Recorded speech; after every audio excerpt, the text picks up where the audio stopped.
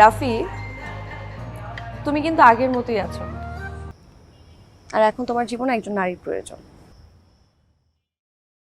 আরে কি এখানে দাঁড়িয়ে থাকবে নাকি? স্যারকে ভেতরে নিয়ে চলো। প্লিজ প্লিজ প্লিজ তোমরা যেভাবে স্যার আমার কথাটা শোনেন স্যার।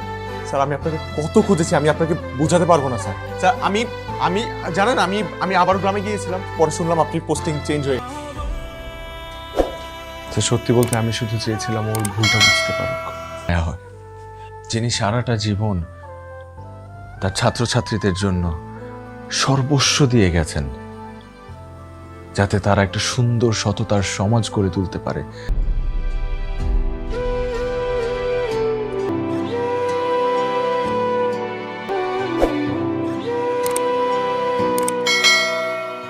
আপনি এখনো লাইক সাবস্ক্রাইব করেন নাই, তাড়াতাড়ি লাইক সাবস্ক্রাইব করে দিন, তাহলে ভিডিওটা চালু হবে, তাড়াতাড়ি করুন।